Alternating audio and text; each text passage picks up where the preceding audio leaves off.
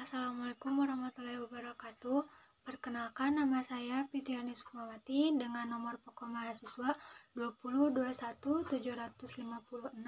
Di sini saya akan memaparkan materi tentang unsur-unsur cuaca dan iklim.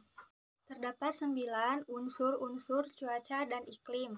Yang pertama yaitu radiasi matahari. Radiasi matahari merupakan faktor yang paling utama yang berperan dalam proses pembentukan cuaca di atmosfer muka bumi. Karena dari radiasi mataharilah panas diperoleh untuk menjadi penggerak siklus-siklus di atmosfer yang menyebabkan perubahan cuaca dari waktu ke waktu.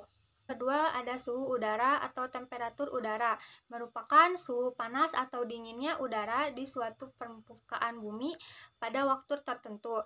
Lalu yang ketiga ada lama penyinaran matahari atau durasi penyinaran matahari.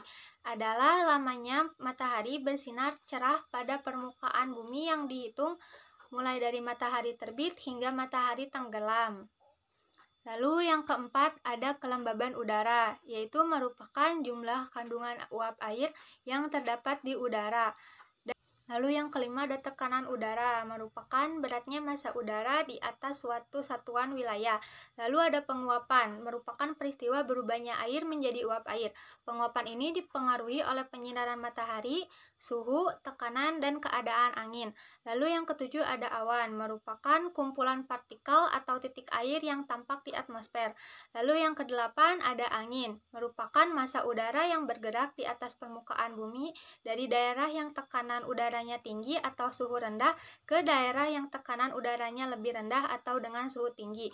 Lalu yang kesembilan atau yang terakhir ada presipitasi, merupakan peristiwa jatuhnya berbagai bentukan air alami dari massa udara yang tebal dan telah mengalami kondensasi ke permukaan bumi.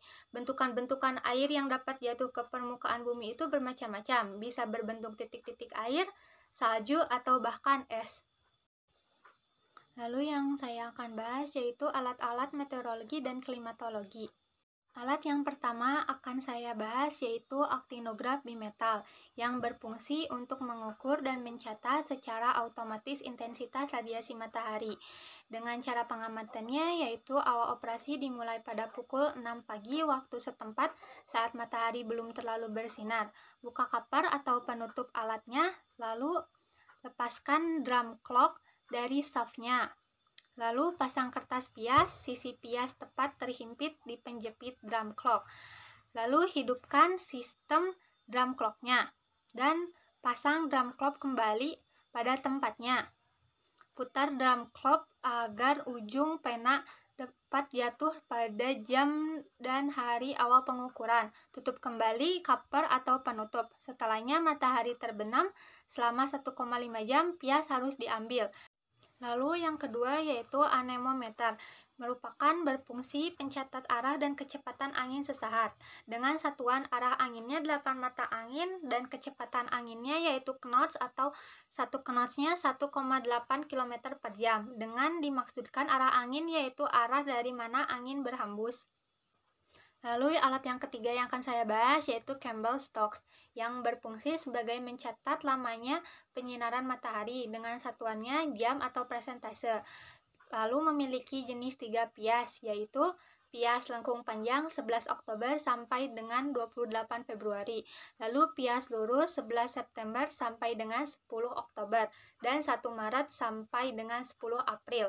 Lalu pias lengkung pendek yaitu 11 April sampai 10 Agustus. Lalu alat yang akan saya bahas yaitu cup counter anemometer yang berfungsi untuk mengukur kecepatan angin rata-rata harian. Dengan cara pengamatannya, prinsip kerja seperti gerakan speedometer pada sepeda motor dalam satuan kilometer per jam. Kecepatan angin rata-rata harian selisih pembacaan angka dibagi dengan 24 jam.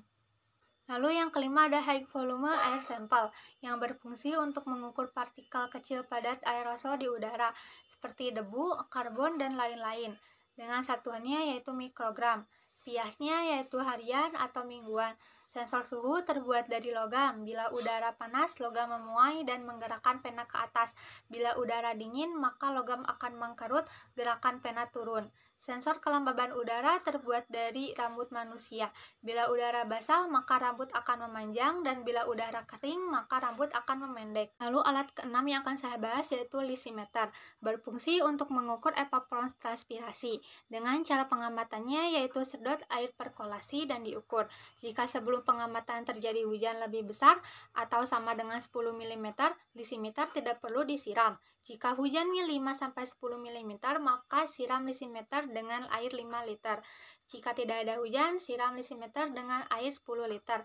Lalu hitung evapotranspirasinya. Yang ketujuh ada panci penguapan yang berfungsi untuk mengukur penguapan air langsung dengan satuannya yaitu milimeter.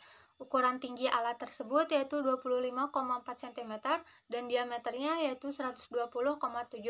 Alat ini dilengkapi dengan termometer air 6 Bellani atau termometer apung, lalu ada cup counter anemometer dengan tinggi 5 meter.